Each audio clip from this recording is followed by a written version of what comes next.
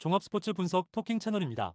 10년 이상의 실전 경험과 노하우를 담아 데이터 기반 핵심 분석부터 최강 배팅 전략까지 아낌없이 공유해드립니다. 수년간 운영된 전문 분석방 링크는 고정 댓글에서 바로 확인 가능합니다. 헤렌벤 vs 에이지 알크마르. 이 경기는 헤렌벤의 홈에서 펼쳐지지만 전체적인 전술 구조와 후반 템포 운영을 놓고 보면 알크마르가 더 완성도 높은 그림을 그릴 수 있는 매치업이다. 헤렌벤은 벤테를 향한 크로스와 세컨드 볼을 중심으로 공격을 풀어가겠지만 중원에서의 패스 템포와 전환 속도가 조금이라도 느려지는 순간 알크마르의 압박과 역습에 노출될 수 있다. 메르벨트와 반 오베르엠이 전방으로 라인을 끌어올릴 때 그 뒤쪽 하프 스페이스를 어떻게 커버할지가 가장 큰 숙제다. 알크마르는 초반에는 미난스를 중심으로 점유율을 가져가며 경기 리듬을 조절하다가 후반으로 갈수록 사디크의 측면 돌파 비중을 높이며 템포를 끌어올릴 가능성이 크다. 사디크가 터치라인 근처에서 1대1을 반복하며 수비를 끌어낸 뒤 안쪽으로 접어 들어가는 움직임을 보여주면 헤렌벤 포백은 라인을 유지하기보다 조금씩 박스 안으로 말려 들어갈 수밖에 없다. 그 순간 하프 스페이스에는 작은 틈이 생기고 그 공간을 세컨드 라인에서 페럿이 골문 쪽으로 파고들며 활용하는 장면이 여러 차례 나올 수 있다. 페럿이 하프 스페이스에서 공을 받는 순간 박스 안에는 이미 수비수보다 많은 알크마르 공격 자원이 위치해 있기 때문에 컵백 한 번에 슈팅각이 열리는 구조가 만들어진다. 헤렌벤 입장에서는 풀백이 사디크에게 붙어나가면 그 뒷공간과 센터백 사이 간격을 누가 메울지 고민이 생기고 라인을 좁혀주면 다시 측면에서 크로스와 컵백을 허용하는 딜레마에 빠질 수 있다. 게다가 경기 후반으로 갈수록 헤렌벤 중원과 수비 라인의 간격이 조금씩 벌어지는 경향이 있는 만큼 알크마르처럼 후반에 공격 템포를 높이는 팀에게는 상당히 까다로운 매치업이다. 알크마르는 수비 상황에서도 전방에서부터 압박을 시도하며 헤렌벤의 빌드업을 한 번에 끊어내려 하고 공을 빼앗은 뒤에는 곧바로 사디크 쪽으로 방향을 틀어 역습에 시동을 거는 장면이 예상된다. 헤렌벤이 반전을 만들려면 벤테를 향한 롱볼만이 아니라 이선과의 연계를 통해 짧은 패스 전개로 압박을 풀어낼 수 있어야 하지만 알크마르의 압박 강도와 후반 템포를 감안하면 쉽지 않은 과제다. 또한 세트피스 상황에서도 알크마르는 세컨드볼에 적극적으로 반응하는 팀이라 코너킥과 프리킥 이후 박스 앞에서의 집중력을 끝까지 유지해야 한다. 반대로 알크마르는 한 번만 상대 라인을 흔들어 놓으면 후반에는 사디크와 페럿, 미난스를 중심으로 하프 스페이스와 박스 안을 반복적으로 파고들며 점수를 쌓아갈 수 있다.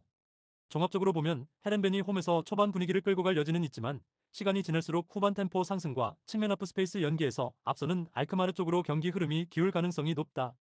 특히 후반 중반 이후 지친 헤렌벤 수비 라인이 사디크의 돌파에 한 발씩 늦게 대응하기 시작하는 순간부터는 알크마르가 박스 안에서 결정적인 마무리 장면을 연속해서 만들어낼 수 있는 구도다. 토킹 추천 배팅.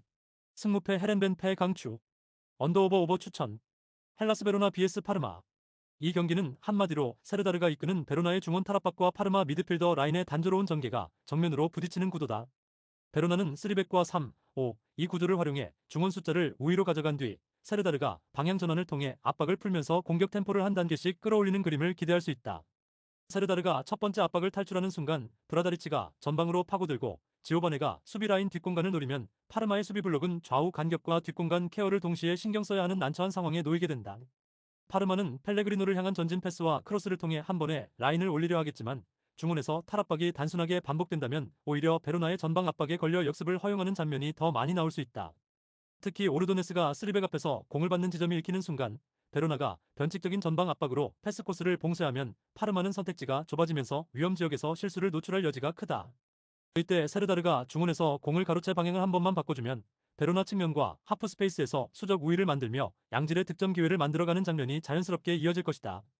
또한 베로나는 세컨볼 경합에서 적극적으로 반응하는 팀이라 파르마가 걷어낸 공을 다시 중원에서 회수해 2차, 3차 공격으로 이어가는 패턴이 반복된다면 슈팅 수와 박스 안 체류 시간에서 확실한 차이를 만들 수 있다.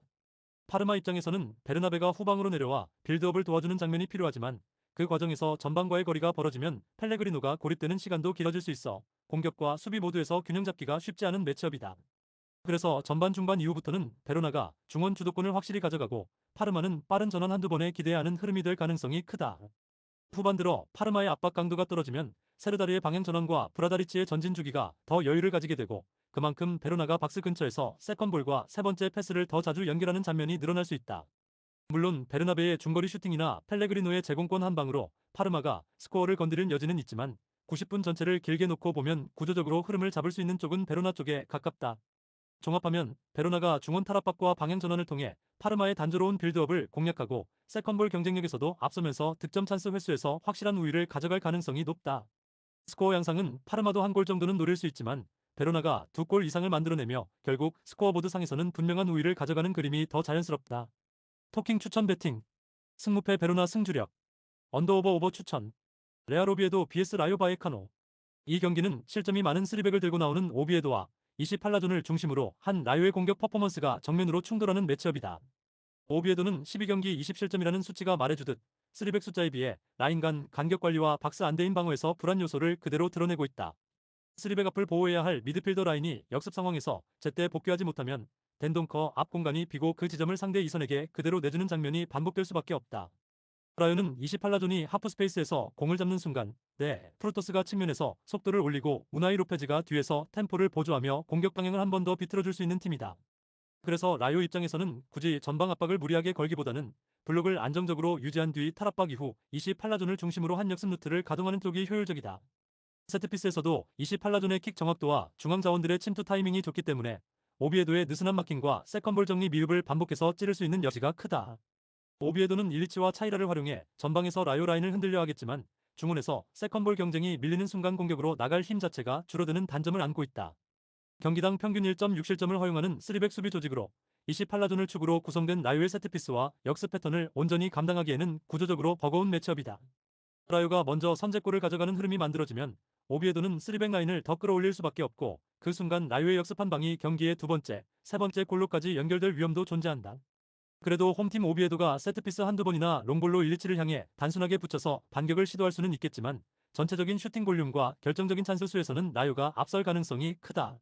그리고 시간이 지날수록 오비에도 3백의 체력 부담과 집중력 저하가 겹치면 세컨볼 경합에서의 반응 속도는 더 느려지고 박스 앞 세컨 찬스를 라요에게 더 많이 내줄 공산이 크다. 라요 입장에서는 굳이 무리해서 라인을 올리기보다는 우나이 로페즈를 축으로 템포를 조절하며 전환 순간만 날카롭게 가져가는 운영이 가장 현실적인 선택이다. 결국 세트피스 활용 능력과 역습 패턴, 그리고 오비에도의 실점 페이스를 종합하면 이 경기는 원정팀 라요 쪽으로 기대값이 더 크게 열려있는 승부라고 보는 편이 합리적이다. 토킹 추천 배팅. 승무패 오비에도 패 강추. 언더오버 추천. 패의 노르트 vs 네이메헌. 이 경기는 단순히 점유율 싸움이 아니라 중원에서의 압박 강도와 전방 압박 성공률이 승부를 가르는 매치업이다. 홈팀 페에누르트는 강력한 중원 압박을 통해 상대 전원을 차단하고 공격 진영에 배치된 선수들까지 연쇄적으로 가담하는 전방 압박으로 상대 빌드업을 끊어내는데 특화된 팀이다. 우에다는 전방에서 수비 라인을 붙잡아두면서도 프레싱 라인의 첫 번째 기준점이 되어 센터백에게 여유 있는 전진 패스를 허용하지 않는다. 하지무사는 중원에서 압박 타이밍을 조율하며 볼을 빼앗는 순간 곧바로 전진 패스나 측면 전환을 선택해 네이메온의 수비 블록이 정돈되기 전에 박스 앞까지 공을 운반한다. 팀버는 하프스페이스에서 공을 잡아 박스 안으로 날카로운 스루 패스를 찔러넣거나 직접 박스 앞까지 운반해 슈팅으로 마무리하는 선택지를 동시에 가지고 있어 상대 수비에게 큰 부담을 준다. 반면 원정팀 네이메어는 3-4-3 빌드업 구조를 기반으로 하면서도 압박을 강하게 받는 상황에서는 수비수 간 패스가 수평적으로만 돌다가 턴오버로 이어지는 약점이 있다. 체리가 중원과 이선 사이에서 공을 풀어주려 해도 페에노르트의 전방 압박이 위쪽과 중앙을 동시에 조이게 되면 체리에게 볼이 전달되기도 전에 루트를 차단당할 수 있다. 프로퍼가 후방에서 공을 받아 빌드를 시작하는 구간에서도 페에노르트의 2차 커버가 빠르게 들어가면 세컨드 라인에서 공을 잃고 곧바로 역습을 맞는 장면이 나올 가능성이 크다. 그래서 시간이 지날수록 네이메어는 안전한 롱볼에 의존하는 비율이 높아질 수밖에 없고 이는 곧 중원 장악력에서 페에노르트에게 뒤처지는 결과로 이어질 수 있다. 페에노르트는 전방 압박이 성공한 뒤 짧은 패스 몇 번만으로 박스 주변까지 접근하는데 능숙하고 박스 안에서는 우에다의 움직임과 이선 자원들의 세컨드 침투를 통해 여러 차례 마무리 찬스를 만들 수 있다. 특히 홈 경기라는 점을 감안하면 페에노르트는 초반부터 라인을 높게 가져가 상대 빌드업을 강하게 압박하며 네이메온의 실수를 유도하는 방향으로 경기 흐름을 설계할 가능성이 높다. 그럼에도 불구하고 네이메온이 역습 한두 번으로 반격을 시도할 수는 있지만 중원에서의 압박 강도와 세컨드 볼 경합에서 밀리는 흐름이 이어진다면 전체적인 경기 주도권은 페에노르타 쪽으로 고정될 가능성이 크다. 결국 이 경기는 누가 더 좋은 전환을 하느냐가 아니라 누가 상대의 전환 자체를 차단하느냐의 싸움이고 이 부분에서 페에노르트의 강력한 중원 압박과 전방 압박이 분명한 우위를 보여줄 수 있는 구도다.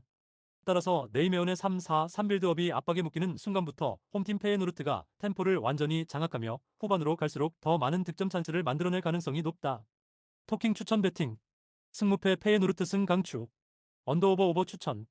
SC 텔스타 vs 위트레흐트.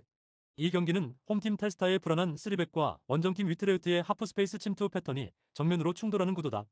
텔스타는 3-4-3 포메이션으로 수비 숫자를 맞추려 하지만 실점 21개를 허용한 흐름에서 알 수 있듯이 라인 간격 관리와 세컨드 볼 커버에서 계속 약점을 드러내고 있다. 3백 중 한 명이 측면 지원에 나서는 순간 나머지 두 명이 넓은 공간을 커버해야 하는 상황이 자주 발생하고 이때 미드필더 라인이 제때 내려오지 못하면 중앙이 비어버리는 문제가 생긴다. 위트레흐트는 바로 이 틈을 노려 블레이크와 옌센이 원투 패스를 주고받으며 하프 스페이스를 파고드는 패턴을 준비할 가능성이 높다. 블레이크가 볼을 받기 위해 내려와 수비수를 끌어내면 옌센은 그 뒤쪽 공간으로 침투하고 미겔 로드리게스는 폭을 넓혀 수비 라인의 시선을 분산시키는 식으로 공격 루트를 다양하게 구성할 수 있다. 그래서 테스타 입장에서는 공 쪽으로만 쏠리지 않고 하프 스페이스와 박스 앞 공간을 동시에 의식해야 하는데 최근 실점 패턴을 보면 이 부분에서의 집중력이 끝까지 유지되지 못하는 모습이 반복되고 있다. 위트레흐트는 중원에서 라인을 한 칸씩 끌어올리며 전진 패스를 시도하다가 박스 근처에서는 짧은 패스로 템포를 조절하고 마지막 순간에 컷백이나 침투 패스를 통해 마무리각을 만든다.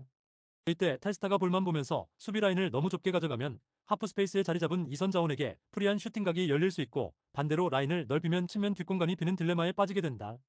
게다가 테스타는 수비 라인이 내려앉은 상태에서도 박스 근처에서의 세컨드 볼 처리에 어려움을 겪고 있기 때문에 한 번 막아낸 뒤 두 번째 상황에서 실점하는 장면이 다시 나올 가능성도 있다.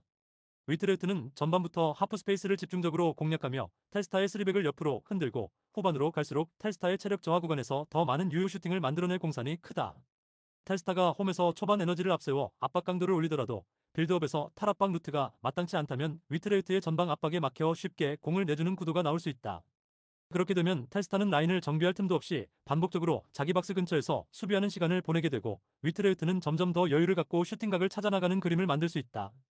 그럼에도 불구하고 테스타가 세트피스나 롱볼 한두 번으로 반전의 여지를 노릴 수는 있겠지만 오픈 플레이에서의 전술 완성도와 수비 안정감을 비교하면 위트레흐타 쪽 손을 들어줄 수밖에 없는 매치업이다. 결국 이 경기는 테스타의 수비 조직력 붕괴 위험과 위트레흐트의 하프 스페이스 침투 패턴이 맞물리면서 시간이 지날수록 원정팀의 득점 기대치가 더 높아지는 흐름으로 이어질 가능성이 크다. 토킹 추천 배팅 승무패 텔스타 패 강추 언더오버 오버 추천 리즈유 vs 에스턴 빌라 이 경기는 4-3-3과 4-2-3-1의 맞대결이지만 실질적으로는 수비와 미드필더 사이의 간격 관리와 중원이 압박을 언제 어떻게 올려붙이느냐가 승부를 가르는 흐름이다. 리즈 유나이티드는 수비와 미드필더 사이 공간에 대한 거리 조절이 일정하지 않아 상대가 라인 전체를 당겨서 압박을 걸어오면 라인 간격이 벌어지는 시간이 길어진다. 그래서 압박을 받는 상황에서는 수비형 미드필더가 공을 받더라도 전방으로 찔러 넣을 각도가 거의 보이지 않고 측면 풀백이나 센터백 쪽으로밖에 선택지가 남지 않는 답답한 빌드업이 반복된다. 이런 상황에서 아스톤 빌라의 맥긴과 틸레만스가 적절한 타이밍에 전방에서 움직임을 맞춰 압박을 건다면 리즈 유나이티드의 초반 빌드업 패스는 당연히 제한될 수밖에 없다. 틸레만스는 패스기를 읽고 컷백 라인을 차단하는 움직임에 능하고 맥기는 몸싸움을 겸한 전진 압박으로 공을 강제로 턴오버시키는데 강점이 있어 둘이 동시에 앞으로 튀어나오면 수비형 미드필더는 등을 지고 공을 받아야 하는 최악의 상황을 맞는다.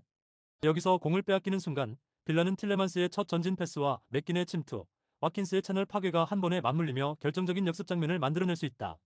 역습 첫 패스가 성공하면 와킨스는 수비 라인과 풀백 사이 공간을 파고들고 맥기는 세컨볼과 컷백 지점을 향해 달려들어가며 틸레만스는 박스 밖에서 리턴 패스를 기다리며 2차 슈팅각을 노린다. 반대로 리즈 유나이티드는 피로에와 제임스를 활용해 직선적인 공격을 시도하겠지만 전개가 끊기는 지점이 중원 깊은 지대라 공을 잃었을 때 자신의 라인 간격이 가장 벌어진 상태에서 역습을 맞을 가능성이 크다. 슈타우가 중원에서 커버를 넓게 가져가려 해도 수비 라인과 미드필더 라인이 동시에 움직이지 않으면 빌라의 중앙 침투와 측면 채널 러닝을 동시에 막기에는 부담이 크다. 그래서 이 경기는 단순히 공격력 싸움이 아니라 빌드업 초반 구간에서 누가 더 안정적으로 압박을 풀어내느냐 혹은 그 구간에서 누가 더 효율적으로 턴오버를 만들어내느냐가 핵심 포인트가 된다. 현재 구조상으로는 리즈 유나이티드가 빌드업 초반 압박에 취약한 반면 아스톤 빌라는 맥긴과 틸레만스를 전방으로 끌어올려 압박을 설계하고 그 뒤에서 와킨스가 채널을 파고드는 전형적인 역습 패턴을 완성해 놓은 팀이다. 그리고 이런 상성에서는 라인 간격이 허술한 팀이 상대의 전방 압박에 잡히는 순간부터 경기 흐름이 기울기 시작하는 장면이 자주 나온다. 빌라는 압박 한번 성공시킬 때마다 슈팅으로까지 마무리되는 비율이 높은 편이라 리즈의 빌드업이 초반부터 막힌다면 경기 전체의 슈팅 수와 결정적인 찬스 수는 빌라 쪽으로 쏠릴 가능성이 크다. 그럼에도 리즈 유나이티드가 홈에서 피로에와 제임스의 속도를 활용해 한두 번 정도는 라인을 깨고 나올 수 있지만 구조적인 간격 문제를 해소하지 못한다면 90분 내내 주도권을 쥐기는 쉽지 않다. 결국 이 경기는 압박에 흔들리는 빌드업 구조를 가진 팀과 압박 타이밍을 쥐고 역습 속도를 극대화할 수 있는 팀의 대결이라는 점에서 시간이 갈수록 아스톤 빌라 쪽으로 무게 중심이 기우는 그림을 그리기 쉽다. 토킹 추천 배팅 승무패 리즈 유나이티드 패 강추 언더오버 오버 추천 크레모네세 vs AS 로마 이 경기는 전방 압박으로 승부를 거는 크레모네세와 중원 탈압박과 전진 운반에 강점을 가진 AS 로마의 스타일이 정면으로 부딪히는 매치업이다. 크레모네세는 초반부터 투톱과 윙백을 전진시키며 라인을 높게 끌어올리고 상대 빌드업 첫 줄을 강하게 두드리려 할 가능성이 크다. 하지만 크레모네세는 전방 압박이 풀린 뒤 뒷라인 커버가 느려 세컨드 라인이 넓게 열리는 장면이 반복된다는 점에서 구조적인 약점을 가지고 있다. AS 로마는 이런 구도를 잘 아는 팀답게 백스리에서 볼을 돌리며 첫 압박을 유도한 뒤 퍼거슨과 코네를 활용해 한 번에 압박 라인을 넘기는 패턴을 준비해 올 것이다. 특히 만위 코네가 탈압박 이후 세컨드 라인을 빠르게 점령할 수 있다면 크레모넷의 중원과 수비 사이 공간은 AS 로마 입장에서 가장 매력적인 공격 통로가 된다. 그 구간에서 코네는 특유의 전진 드리블과 인스텝 중거리 슈팅을 통해 한 번의 타이밍만 맞으면 경기 흐름을 단번에 바꿔버릴 수 있는 카드다. 엘 샤라위는 라인 사이에서 공을 받았다가 측면과 중앙으로 가며 수비의 시선을 분산시키고 퍼거스는 박스 근처에서 세컨볼 상황을 노리며 세컨볼 경쟁력까지 더한다. 그래서 크레모네스 입장에서는 전방 압박이 풀린 뒤 라인 간격을 어떻게 줄이느냐가 최우선 과제가 되지만 최근 경기 흐름을 보면 이 구간에서의 안정감은 다소 떨어져 보이는 편이다. AS 로마는 크레모네스의 전방 압박을 정면으로 피하기보다는 한두 번 일부러 압박을 끌어들인 뒤 탈압박 패턴으로 라인을 단번에 넘기는 전략을 가져갈 가능성이 크다. 이 과정에서 코네는 세컨드 라인과 하프 스페이스 사이를 오가며 크레모네세 수비와 미드필더 사이에 생기는 틈을 집요하게 파고들 것이다. 크레모네세가 홈팬들의 응원을 등에 업고 초반 강하게 나설 수는 있지만 시간이 지날수록 라인 간격과 체력 관리에서 부담이 쌓이는 흐름을 피하기는 쉽지 않다.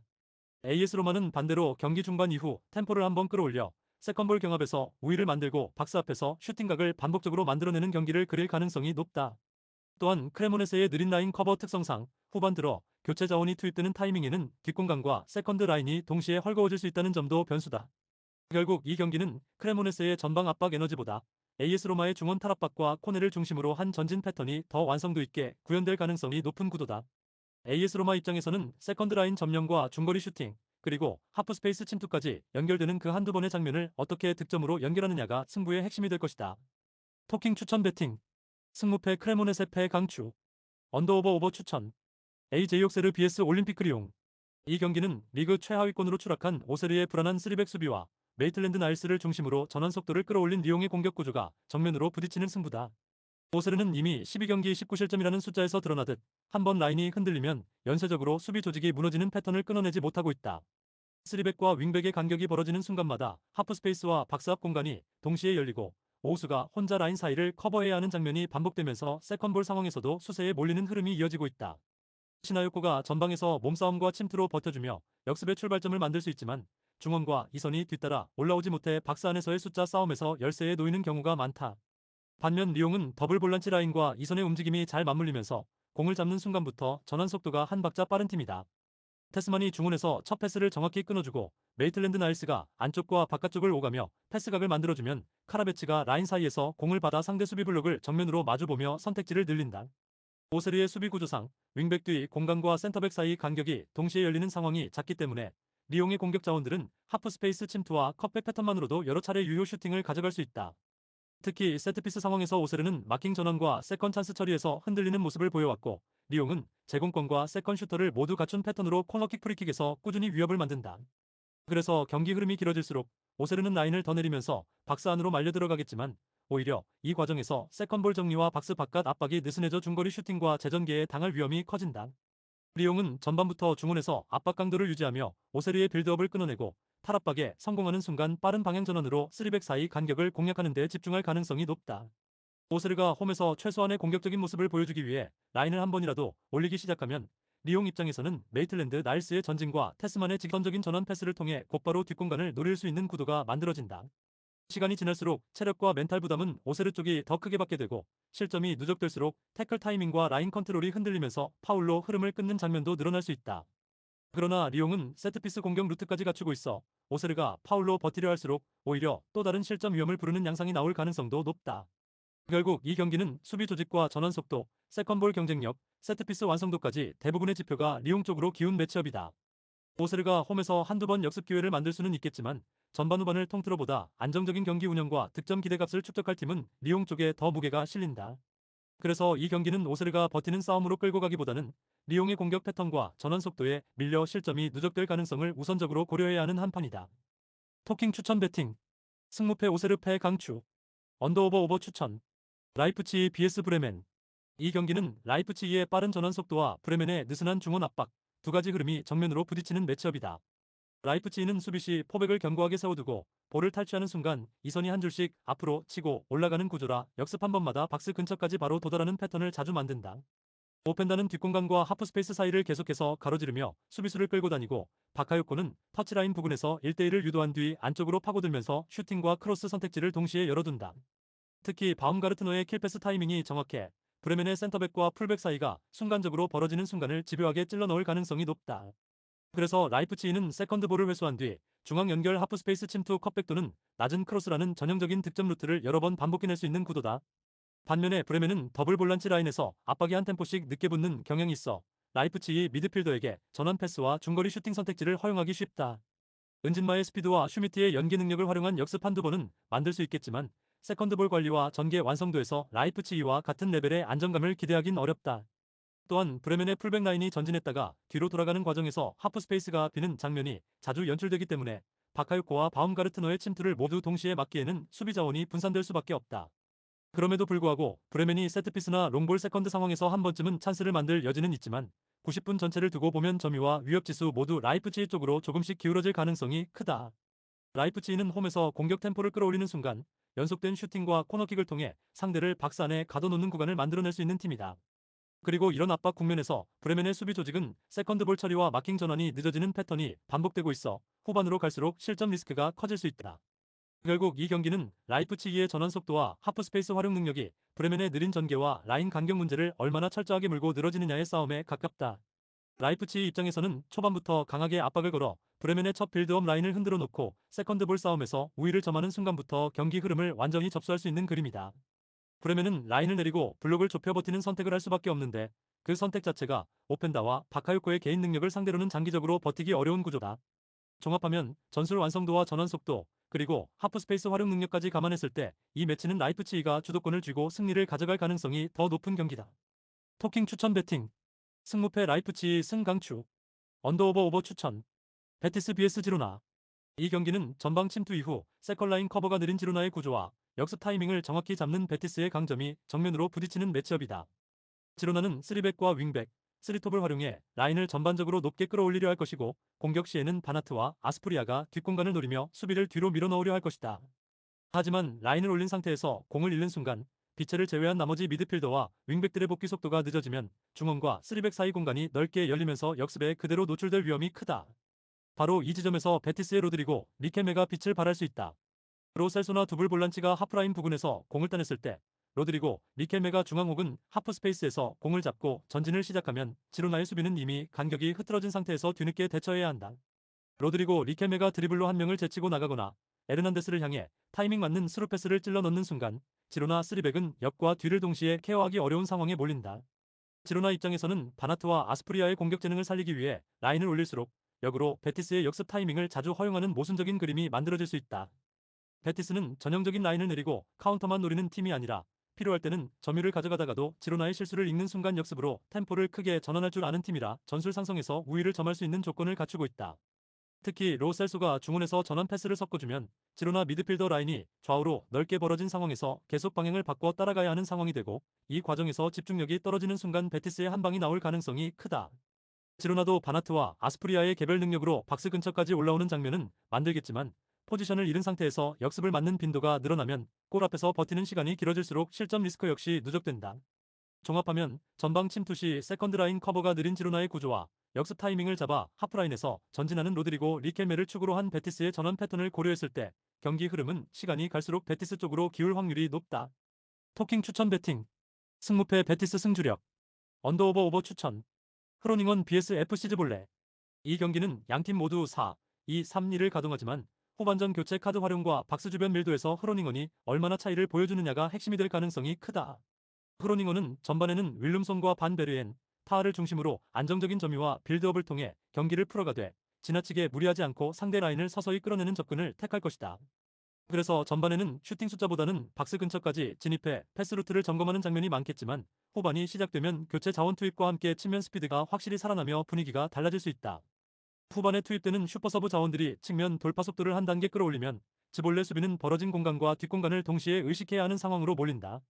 측면에서 안쪽으로 파고들며 수비를 끌어낸 뒤 다시 바깥으로 빠지는 움직임이 반복되면 즈볼레 수비는 라인 유지보다 볼 쪽으로 쏠리는 경향을 보일 가능성이 크다.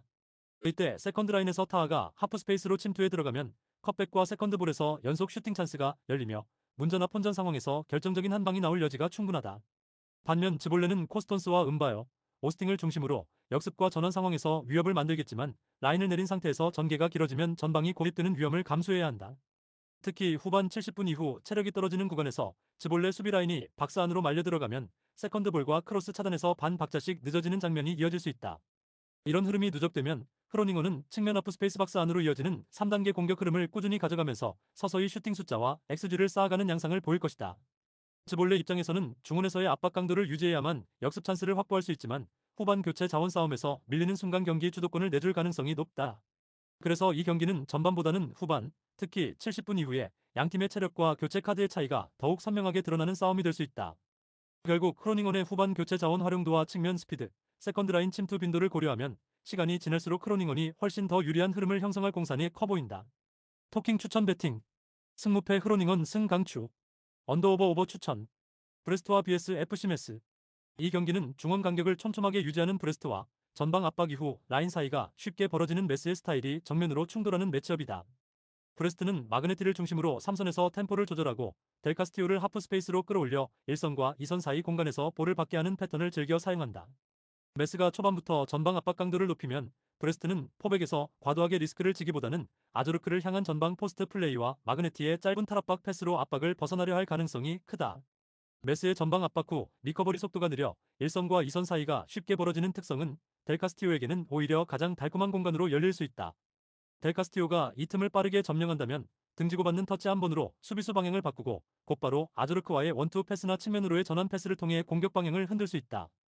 이 과정에서 박스 앞쪽 세컨드 라인에 브레스트 미드필더들이 따라 들어오면 세컨드볼 찬스를 비롯한 상대 문전 앞에서 결정적인 슈팅각이 연속해서 나올 가능성이 높다. 메스는 전방에서 볼을 빼앗아내는 장면을 한두 번 만들 수는 있겠지만 라인 전체가 동시에 복귀하지 못하면 곧바로 역습의 대상이 될 수밖에 없다. 브레스트는 탈압박 이후 좌우 폭을 넓힌 뒤 델카스티오를 중심으로 중앙과 측면을 번갈아 공략해 메스 더블 볼란치의 움직임을 끊임없이 시험할 것으로 보인다. 메스가 라인을 내리며 블록을 좁게 가져가더라도 앞선에서 조메니 마조와 치타이슈빌리가 공을 오래 지키지 못한다면 곧장 다시 수비 모드로 전환돼 압박과 리커버리 간격이 더 크게 느껴질 수 있다. 반대로 브레스트는 홈에서 점유와 세컨드볼 경쟁에서 우위를 만들기만 하면 메스 수비가 문전 앞에서 버티는 시간이 길어지면서 파울 유도와 세트피스 찬스까지 자연스럽게 따라올 여지가 있다. 델카스티오의 킥 능력과 아조르크의 제공권이 세트피스 상황에서 결합하면 메스 입장에서는 세컨드볼 상황까지 포함해 박스 안 수비 부담이 상당히 커질 수밖에 없다.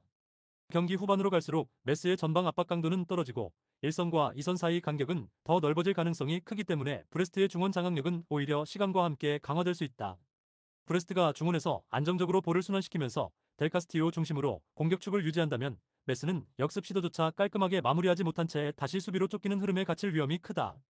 결국 이 경기는 세컨드 라인과 하프 스페이스를 누가 선점하느냐의 싸움이고 홈에서 템포를 컨트롤할 수 있는 브레스트 쪽으로 기대값이 기울어지는 구도라 볼 수 있다.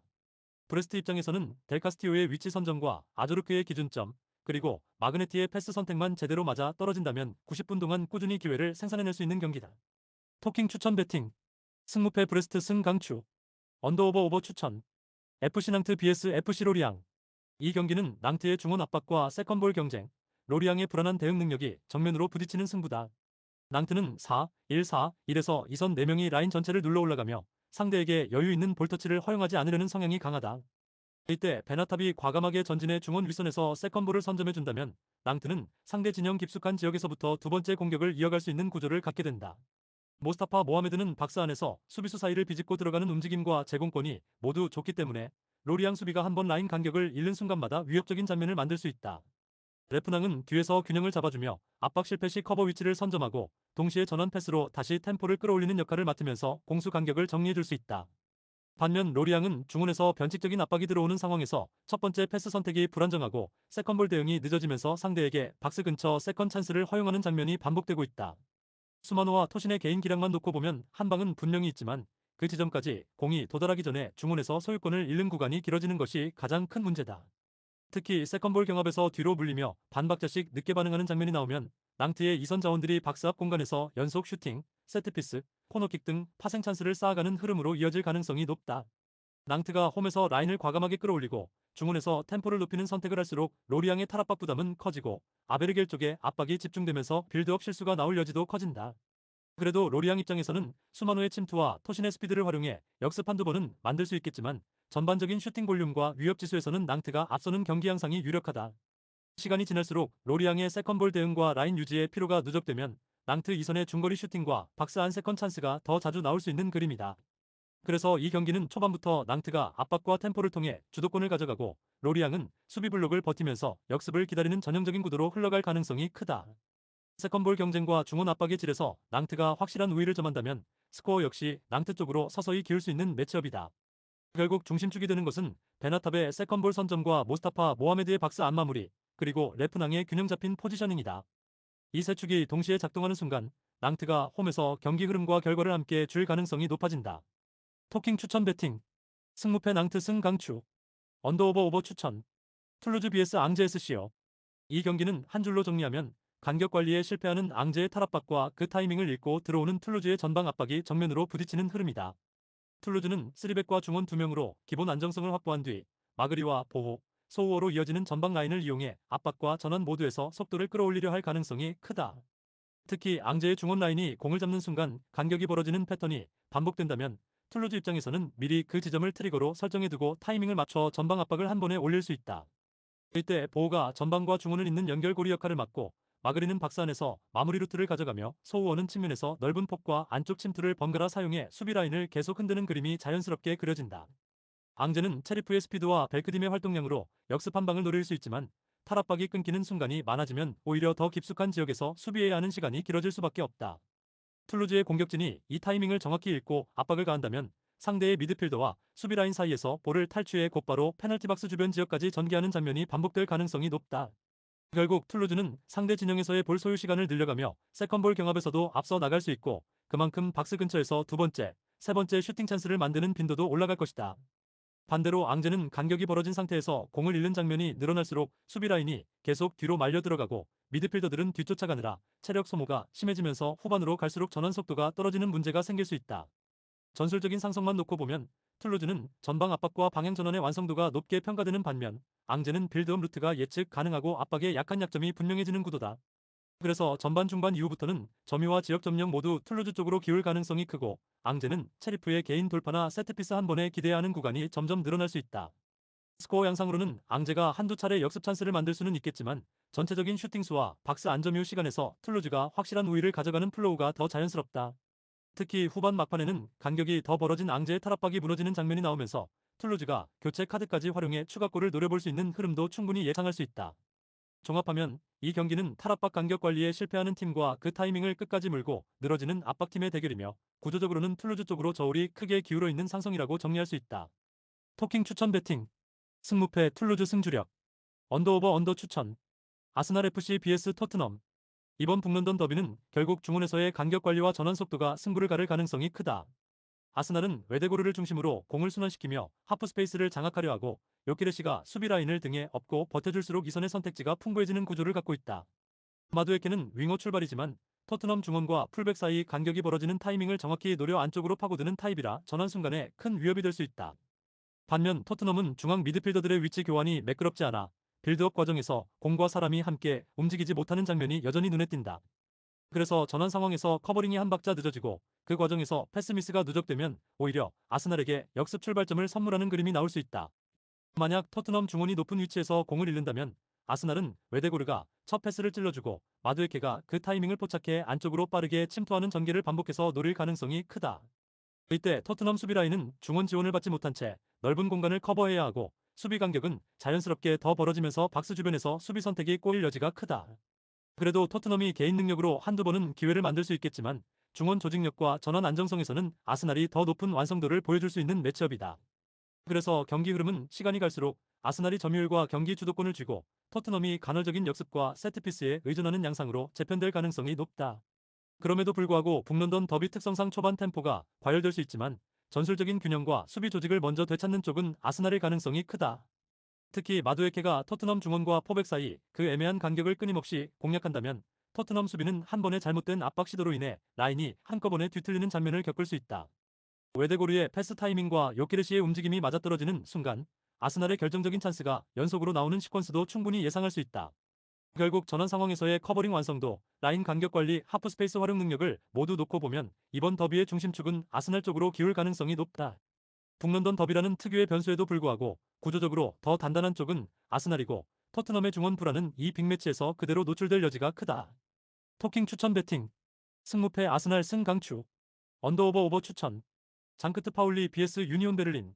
이 경기는 상파울리의 라인 높이와 우니온 베를린의 탈압박 능력이 정면으로 부딪히는 구조라고 봐야 한다. 상파울리는 초반부터 전방 압박과 윙백 전진으로 상대 빌드업을 조기에 끊고 마티아스 페레이라 라게와 시나니의 발끝에서 빠른 결정력을 노릴 가능성이 크다. 하지만 라인을 과감히 올리고 윙백까지 동시에 전진시키는 상파울리의 스타일은 일리치와 같은 하프 스페이스 침투형 자원에게는 오히려 더 좋은 먹잇감이 될 수 있다. 우니온 베를린의 캐디라와 안사는 상파울리의 1차 압박을 등지고 볼을 받아 탈압박을 한번 성공시키는 순간 곧바로 반대편으로 전원 패스를 뿌리며 수비 블록을 흔들 수 있는 구조를 갖추고 있다. 이 전원이 매끄럽게 연결되면 하프스페이스에서 일리치가 공을 받는 횟수가 많아지고 곧바로 박스안 슈팅 상황으로 이어질 위험이 커진다. 상파울리는 홈 경기 특유의 텐션을 살려 초반 템포를 끌어올리겠지만 그만큼 후반 체력 부담과 뒷공간 관리 문제는 더 크게 드러날 수밖에 없다. 특히 윙백 라인이 늦게 내려오는 구간에서는 우니온 베를린의 풀백 전진과 이선 침투가 겹치면서 박스 앞 숫자 싸움에서 밀리는 장면이 반복될 여지가 크다. 우니온 베를린 입장에서는 굳이 점유율을 많이 가져갈 필요 없이 탈압박 이후 한 번에 전개되는 전환 패턴과 세트피스로 승부를 보면 되는 그림이다. 상파울리의 공격 템포가 빠른 만큼 경기가 한 번 열리면 양팀 모두 박스 근처에서 슈팅 시도와 세컨드 슛 기회가 자주 나오는 흐름으로 흘러갈 가능성이 높다. 다만 조직적인 수비 밸런스와 박스 안 수비 집중력만 놓고 보면 우니온 베를린이 실점 리스크를 상대적으로 덜 안고 가는 팀이다. 상파울리는 한 번 흐름을 타면 몰아치는 힘은 있지만 수비에서 작은 실수가 곧바로 실점으로 이어지는 장면이 계속 반복되고 있다는 점이 불안 요소다. 반면 우니온 베를린은 라인을 내리더라도 중앙에서의 1차 저지와 세컨드볼 회수 능력을 믿고 버티는 팀이라 경기 후반으로 갈수록 유리한 구도를 만들 가능성이 높다. 경기 양상은 상파울리가 몰아붙이고 우니온 베를린이 버티다가 탈압박과 전환 한두 번으로 찬스를 만들며 효율적으로 골을 가져가는 그림이 유력해 보인다. 결국 90분 전체를 놓고 보면 더 안정적인 수비 조직과 탈압박 이후 전방 침투 패턴을 갖춘 우니온 베를린 쪽으로 승부의 저울이 서서히 기울 수 있는 매치업이다. 골 기회 자체는 양팀 모두에게 열리겠지만 마무리 단계에서의 집중력과 박스 안에서의 선택은 우니온 베를린이 한 수 위라고 보는 쪽이 합리적이다. 토킹 추천 배팅. 승무패 상파울리 패주력. 언더오버 오버 추천. 라치오 vs US 레체. 이 경기는 라치오의 반대 전환과 아이솔레이션 설계가 레체의 느린 중원 템포와 불안한 라인 유지력을 얼마나 집요하게 파고드느냐의 싸움이다. 라치오는 초반부터 피사요 델레바시루를 중심으로 중원에서 탈압박을 시도하고 좌우 반대 전환으로 레체 수비 블록을 좌우로 흔들며 하프 스페이스에서 1대1 상황을 반복적으로 만들어낼 가능성이 크다. 카스텔리아노스는 박스 안에서 수비 라인 사이를 파고들며 니어, 포스트와 페널티 스팟을 오가는 움직임으로 자카니와의 연계 속에서 수비의 시선을 분산시키는 역할을 할 것이다. 자카니가 측면에서 공을 잡으면 드리블과 컷신을 통해 안쪽으로 파고들고 그 순간 풀백이 오버래핑으로 바깥 옵션을 제공해 레체 수비가 안팎을 동시에 신경 쓰도록 만드는 구조가 예상된다. 레체는 라인을 크게 올리지 않더라도 중원 간격이 벌어지는 순간 라마단이 한 명에게 수비 커버 부담이 몰리면서 라치오의 하프 스페이스 침투를 제어하기 쉽지 않다. 특히 세컨볼 경합에서 라치오 중원이 먼저 반응해 공을 다시 따내는 그림이 반복되면 레체는 수비 블록을 정비하기도 전에 다시 슈팅을 허용하는 흐름에 빠질 가능성이 높다. 라치오의 약점인 풀백 오버래핑 타이밍과 측면 밸런스 문제는 분명 존재하지만 레체의 전방 전환 속도와 마무리 완성도를 감안하면 이를 꾸준히 공략해 스코어로 연결하기에는 힘이 조금 부족해 보인다. 오히려 라치오가 공격 시 높게 오른 풀백 뒤를 한두 번 내줄 수는 있어도 박스 안에서의 최종 수비 집중력과 골키퍼의 대응으로 실점폭을 최소화하며 버틸 여지가 더 크다. 반대로 레체는 세트피스 수비에서 스크린 대처와 마킹 전환이 느려 피사요 델레바시루의 킥과 라치오 장신 자원들의 움직임에 따라 한 번의 균형이 무너질 위험을 안고 있다. 전반에는 라치오가 점유와 공간 장악에서 앞서며 위협적인 장면을 더 많이 만들고 레체는 간헐적인 역습과 카마르다의 마무리로 반격을 노리는 양상이 될 가능성이 크다. 후반으로 갈수록 라치오는 풀백 오버래핑 빈도를 조정해 리스크를 줄이면서 템포를 한 단계 낮춰 경기 흐름을 관리하는 쪽으로 전환할 수 있다. 레체는 라인 유지력과 체력 분배에서 흔들리기 시작하면 파울로 버티는 구간이 길어지고 세트피스와 하프 스페이스 침투에 다시 노출되는 악순환에 빠질 위험이 크다.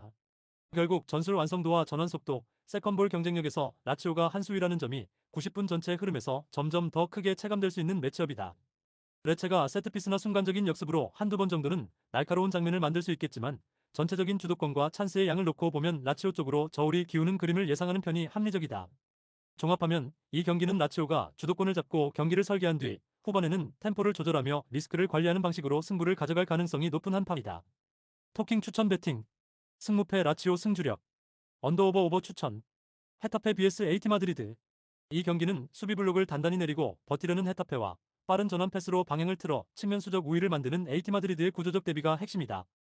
헤타페는 파이브백을 낮게 두고 박스안을 먼저 지킨 뒤 롱볼과 세컨드 찬스를 통해 역습을 노리겠지만 좌우 스위칭 시 타이밍이 느려 공격 템포가 자주 끊기는 문제가 반복되고 있다. 공을 한쪽에서 오래 보유한 뒤 반대 전환을 시도하는 순간에는 이미 AT 마드리드 수비 블록이 옆으로 슬라이드에 자리를 잡은 뒤라 실제로는 전환의 이득을 크게 보지 못하는 흐름이 많다. 반면 AT 마드리드는 수비 단계에서 두 줄 라인을 좁게 유지하다가도 공을 끊는 순간 바리오스가 첫 패스로 방향을 틀어주며 전환 속도를 한 번에 끌어올릴 준비가 되어 있다. 그리즈만은 중원과 공격 사이에서 볼을 받아 한 번 더 방향을 바꾸거나 원터치로 측면으로 흘려주는 움직임으로 헤타페의 느린 스위칭을 역으로 공략할 수 있는 카드다. 줄리아노 시메오네는 전방에서 라인을 흔들어주고 측면으로 빠지며 풀백을 끌고 나와 공간을 만들기 때문에 AT 마드리드의 측면 수적 우위를 만드는 과정에서 중요한 축이 된다. 헤타페 입장에서는 좌우 스위칭 속도가 느린 데다 빌드업 템포가 끊기면 곧바로 롱볼에 의존하게 되기 때문에 두 번째 볼을 따내지 못하는 순간마다 수비 전환 부담이 커질 수밖에 없다. AT 마드리드는 이 타이밍에 바리오스가 중원에서 세컨볼을 따내고 곧바로 그리즈만에게 연결해주면서 역방향으로 전환 패스를 뿌려 측면에서 수적 우위를 만들어갈 가능성이 크다. 특히 헤타페 윙백이 전진한 뒤 복귀 타이밍이 늦어진다면 AT 마드리드는 그 공간을 정확히 파고들며 하프 스페이스와 측면 채널을 동시에 공략하는 장면을 연출할 수 있다. 시간이 지날수록 헤타페는 수비에 더 많은 에너지를 쏟아야 하고 공격 전개를 위한 좌우 전환과 템포 조절에는 점점 힘을 쓰기 어려운 상황에 몰릴 가능성이 높다. 반대로 AT 마드리드는 경기 중반 이후에도 바리오스를 중심으로 압박과 탈압박을 반복하며 그리즈만의 위치 변화를 통해 수비 라인 앞뒤를 동시에 흔들 수 있는 여유를 가질 수 있다. 헤타페가 세트피스나 롱볼 한두 번으로 위협적인 장면을 만들 수는 있겠지만 오픈 플레이에서 공격 템포를 유지하기에는 좌우 스위칭 속도와 패스 선택이 너무 느리게 흘러가는 편이다. AT 마드리드는 한 번 전환이 성공할 때마다 측면에서 3대2, 4대3의 수적 우위를 만들며 크로스와 컷백을 반복적으로 시도할 수 있고 이는 곧 박스 안에서의 마무리 찬스로 이어질 수 있다. 결국 이 경기는 전환 속도와 방향 전환의 질 그리고 측면 수적 우위를 얼마나 자주 만드는지에 따라 승부가 갈릴 가능성이 크고 구조적으로는 AT 마드리드 쪽으로 무게가 실린다. 헤타페의 느린 스위칭과 템포, AT 마드리드의 빠른 전환과 공간 사용을 함께 놓고 보면 시간이 지날수록 홈팀보다는 원정팀의 패턴이 더 많이 반복될 시나리오에 가깝다. 토킹 추천 배팅. 승무패 헤타페 패 강추.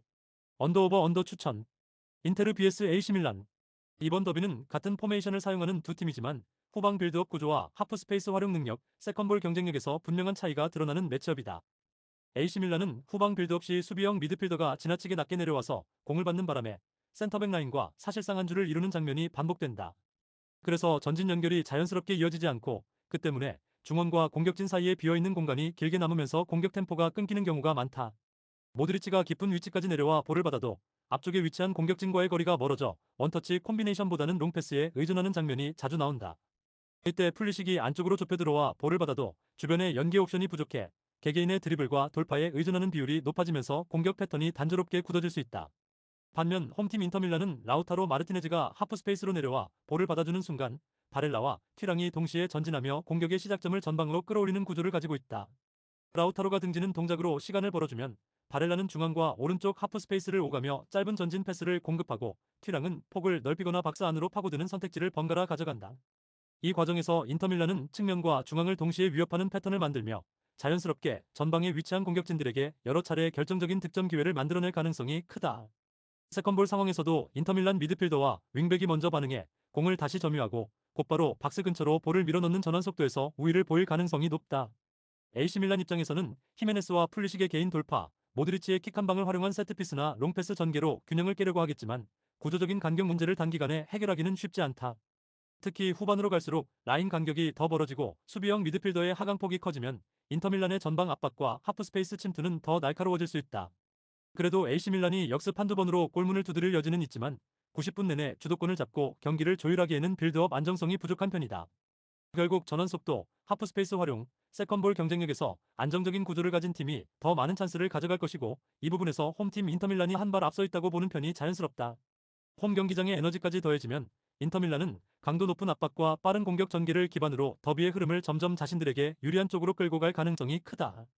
이 경기는 감정적인 더비 특유의 분위기 속에서도 결국 구조가 잘 잡힌 쪽이 승부처에서 미세한 차이를 만들어내는 전형적인 상성 싸움이 될 수 있다. 토킹 추천 배팅. 승무패 인터밀란 승 강추. 언더오버 오버 추천. 릴 OSC vs 파리 FC. 이 경기는 홈팀 릴의 하프스페이스 침투와 컵백 설계가 원정팀 파리FC의 좌측 풀백 복귀 문제와 라인 유지력 약점을 얼마나 파고들 수 있느냐에 따라 경기 양상이 갈릴 가능성이 크다. 릴은 초반부터 더블 볼란치를 통해 안정적인 빌드업을 가져가면서 하랄손을 중심으로 하프스페이스를 점유하고 지루에게 등지는 볼을 넣어 이선 연계를 풀어갈 것이다. 파리FC는 블록 자체는 나쁘지 않지만 좌측 풀백의 복귀 속도가 느린 탓에 좌측 하프스페이스가 비는 시간이 길어지고 이 구간을 상대에게 반복적으로 내주는 문제가 있다.